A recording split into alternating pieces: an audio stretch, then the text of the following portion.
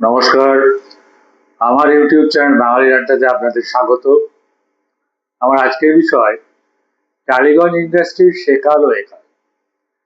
এখন 1919 সালে প্রথম নির্বাক চলচ্চিত্র নির্মাণ হয় বিল্লমঙ্গল। এই ছবির পরিচালক ছিলেন রুস্তমজি ধুতিওয়ালা। এরপরে 1931 সালে প্রথম বাংলা সবাক চিত্র নির্মিত হয়। সেই ছবির নাম হচ্ছে জামাই ষষ্ঠী, পরিচালক অমর চৌধুরী। এখন এরপরে 1930-এর দশকে একটি যুগান্তকারী ঘটনা ঘটে বাংলা ফিল্ম ইন্ডাস্ট্রির ক্ষেত্রে। সেটি হচ্ছে যে কলকাতা নিউ থিয়েটার্স পত্তন হয়, নিউ থিয়েটার্সের সূচনা হয় বলা যেতে পারে। নিউ থিয়েটার্স স্টুডিও সিস্টেম প্রবর্তন করেন বীরেন্দ্রনাথ সরকার। এখন কে এই বীরেন্দ্রনাথ সরকার? এই বীরেন্দ্রনাথ সরকার হলেন যিনি গ্লাসগোতে গিয়েছিলেন সিভিল ইঞ্জিনিয়ারিং পড়তে। পরে ওখান থেকে ফিরে এসে একটি সিনেমা হল তৈরির দায়িত্ব পান এবং সেখান থেকেই তার সিনেমার প্রতি যে নেশা সেটা জেগে ওঠে এবং তিনি মুদঘাট অঞ্চলে অনেকটা জমি নিয়ে একটি স্টুডিও পত্তন করেন, সূচনা করেন। সেটি পরবর্তীকালে নিউ থিয়েটার্স নামে খ্যাত হয়। এখন এই বীরেন্দ্রনাথ সরকার সম্বন্ধে বলতে গিয়ে আমি একটি ছোটখাটো একটা ফিল্ম করেছিলাম কোনো এক সময়। এটা হচ্ছে যে অরবিন্দ মুখোপাধ্যায়ের সঙ্গে কিছুক্ষণ, তাতে অরবিন্দ মুখোপাধ্যায়, পরিচালক অরবিন্দ মুখোপাধ্যায়ের একটি দীর্ঘ সাক্ষাৎকার ছিল। সেখানে উনি বলতেন যে অরবিন্দ মুখোপাধ্যায় তো ছিলেন নিউ থিয়েটার্সের শেষ প্রতিনিধি। তিনি তার দীর্ঘ সাক্ষাৎকারে এক জায়গায় বলেছিলেন যে বীরেন্দ্রনাথ সরকার আমাদের বলতেন, অর্থাৎ নিউ থিয়েটার্সের যিনি প্রযোজক বা কর্ণধার, তিনি আমাদের বলতেন যে এমন ছবি করুন যাতে অশিক্ষিত লোকেরা ছবি দেখতে ঢুকবে এবং শিক্ষিত হয়ে বেরিয়ে আসবে। এই ধারণা থেকেই বীরেন্দ্রনাথ সরকার সমস্ত নিউ থিয়েটার্সের যারা পরিচালক তাদেরকে বললেন যে আপনারা এমন ছবি করুন, সেই ছবিগুলো যেন রবীন্দ্রনাথ, শরৎচন্দ্র, বঙ্কিমচন্দ্র, প্রভাত কুমার মুখোপাধ্যায়, মানিক বন্দ্যোপাধ্যায় এদের গল্প উপন্যাস থেকে হয়, অর্থাৎ সাহিত্যিক মূল্য যাতে থাকে। এবং সেই কারণেই সেই সময় চলচ্চিত্রকে বই বলা শুরু হয়। তার কারণ হচ্ছে যে এই সমস্ত বিখ্যাত গল্পকার বা ঔপন্যাসিকদের গল্প বা উপন্যাস থেকেই ছবি হতো এবং সাধারণ মধ্যবিত্ত বাঙালি দল বেঁধে এই ছবি দেখতে যেত। হ্যাঁ, পারিবারিক ছবি হতো বেশিরভাগ, অনেকটাই। সেই ছবি দেখতে যেত এবং তারা সেই ছবি দেখার পরে অত্যন্ত আনন্দের সাথে বাড়ি ফিরত এবং তারা যেহেতু বাঙালি, মধ্যবিত্ত বাঙালি, সেই সময় পড়াশোনাও খুব করতেন, তাই এই গল্প উপন্যাসগুলো তাদের পড়া ছিল। ফলে মিলিয়ে মিলিয়ে অনেক সময় দেখা হতো। সেটা সিনেমার ক্ষেত্রে খুব একটা ভালো ব্যাপার বলে আমি মনে করি না, যদিও তাও সেটা হতো। এখন এর পরে, অর্থাৎ এই সময় থেকেই সিনেমাকে আসলে বই বলা শুরু হলো। তারপরে তো আমাদের চলচ্চিত্র জগতে, অর্থাৎ ফিল্ম ইন্ডাস্ট্রিতে যারা এলেন তারা এক একজন সব মহিরু। সত্যজিৎ রায়, মৃণাল সেন দুজনেই 1955 সালে তারা তাদের প্রথম ছবি করেছিলেন। একজনের সত্যজিৎ রায়ের পথের পাঁচালী, মৃণাল সেনের রাতভর। তারও আগে ঋত্বিক কুমার ঘটক প্রথম ছবি করেন 1952 সালে, নাগরিক।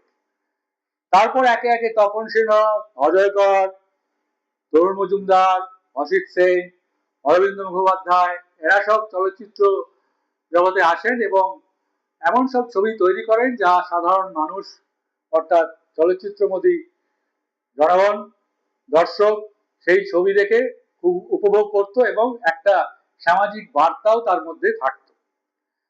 এখন এই যে আমরা দেখি যে নন্দন সিনেমা হল, এটা কিন্তু বাম আমলে সত্যজিৎ রায় এর সূচনা করেছিলেন এবং সেই সময় সংস্কৃতি মন্ত্রী ছিলেন বুদ্ধদেব ভট্টাচার্য এবং একটা ফিল্মের কালচারাল সেন্টার হিসাবে এই নন্দনকে দেখা হতো। সেখানে আমরা ছাত্র জীবনে প্রচুর ছবি দেখেছি, পরেও দেখেছি, কিন্তু পরে যেন 11 সালে পালাবদলের পর বামেরা যখন চলে গেলেন তখন এই নন্দন বা ফিল্ম স্টাডি সেন্টার যেটা বলা যেতে পারে কালচারাল সেন্টার, সেটার হাল কিরকম হয়েছিল সাধারণ মানুষ বা যারা ফিল্ম সম্বন্ধে খোঁজ খবর রাখেন তারা সকলেই জানেন। আশা করি এখন এখানেও একটা কথা বলার আছে, সেটা হচ্ছে যে এই যে বাম আমলেও কিন্তু ইন্ডাস্ট্রির উপর রাজনৈতিক প্রভাব ছিল, একেবারে ছিল না, সবাই সবার মতো ছবি করত, কিন্তু যেহেতু তারা উদার এবং সংস্কৃতি মনস্ক ছিলেন তাই কোন রকম গন্ডগোলের খুব একটা অবকাশ ছিল না। সৌমিত্র চট্টোপাধ্যায় যেমন ছবি করেছেন, উত্তম কুমারও ছবি করেছেন, ভিন্ন মতের যে মানুষ তারা সবাই ছবি করেছেন, অর্থাৎ ইন্ডাস্ট্রি একটা যৌথ পরিবারের মতো ছিল, সেভাবে চলছিল, খুব ভালোই চলছিল। কিন্তু একটা ঘটনা ঘটলো, সেটা হচ্ছে কোনো একটি ফিল্ম ফেস্টিভ্যালে একটি ছবি এলো, রাশিয়ান সিনেমা, টরাস, পরিচালক একজন রাশিয়ান, সেখানে লেনিনকে বৃদ্ধ অবস্থায় তার পরিচারিকা সেবা শুশ্রূষা করছে এরকম একটা ব্যাপার দেখানো হলো। বামপন্থী হিসাবে মনে করেন বুদ্ধবাবুরা যে লেনিন বৃদ্ধ হতে পারেন না, কিন্তু লেনিন বৃদ্ধ হয়েছেন এবং তিনি পরিচারিকার হাতে সেবা শুশ্রূষা নিচ্ছেন। তাই হঠাৎ করে ওই ছবিটাকে ফেস্টিভ্যাল থেকে তুলে নেওয়া হয়। বুদ্ধবাবুর সম্বন্ধে আমি আরেকটা কথা বলতে পারি, তাকে যেহেতু বোঝালে তিনি বুঝতেন এবং তার দুদিন পরেই তিনি আবার সেই ছবিটা চালান, অর্থাৎ এটা যে তার মহৎ গুণ এটা না বলে আমি পারছি না। অর্থাৎ তিনি ইন্ডাস্ট্রিকে সঠিক পথে চালাতে যা যা করার সেগুলো তিনি করেছেন সংস্কৃতি মন্ত্রী হিসেবে, পরে মুখ্যমন্ত্রী হিসাবে, সেটা আমরা দেখতে পেয়েছি। পরবর্তীকালে তৃণমূল আমলে যখন এই টালিগঞ্জ ইন্ডাস্ট্রির নাম বদলে টলিউড হয়ে গেল, আমার মতে তখন থেকেই এর অধঃপতনের শুরু হলো। কারণ আমরা কেন নকল করব, আমরা কেন হলিউড, বলিউড এবং টলিউড এইভাবে নামকরণ করব, টলিউড কেন নামকরণ করব? কারণ আমাদের মাথায় রাখা উচিত যে নিউ থিয়েটার্স যখন ছবি করছে, যখন দেনা পাওনা, দেবদাস, মুক্তি এই সমস্ত ছবি হচ্ছে, যখন বাংলা ছবি, সেই বাংলা ছবি এত জনপ্রিয় হয়েছিল যে সারা ভারতবর্ষে চালানোর জন্য ডবল ভার্সন করা হতো, অর্থাৎ তার একটা হিন্দি ভার্সনও করা হতো। সেই জায়গা থেকে নামতে নামতে নামতে নামতে আমরা এমন জায়গায় পৌঁছালাম যে আমাদের রাজ্যেই ছবিগুলো ভালো করে চলে না, বেশিরভাগ হল উঠে গেছে, হ্যাঁ, নানা রকম কারণে। হ্যাঁ, এবং যেটা বলছিলাম যে মন্ত্রী অরূপ বিশ্বাসের ভাই স্বরূপ বিশ্বাস, তিনি যে ইন্ডাস্ট্রির মাথা হয়ে উঠলেন, টলিউড ইন্ডাস্ট্রি, এবং সেখানে থ্রেড কালচার, ব্যান্ড কালচার, নানা রকম কালচার তিনি নিয়ে এলেন। এই স্বরূপ বিশ্বাস, যিনি কোনোদিন জীবনে একটা সিনেমাও করেননি, টেকনিক্যাল জ্ঞানও কেমন আছে আমি জানি না, কিন্তু তিনি ওই ইন্ডাস্ট্রির মাথা হয়ে রয়েছে। এটা একদমই শুভ লক্ষণ নয়, যার ফলে বাংলা ফিল্ম ইন্ডাস্ট্রি বা টলিউড ফিল্ম ইন্ডাস্ট্রি একদম তলানিতে এসে পৌঁছেছে।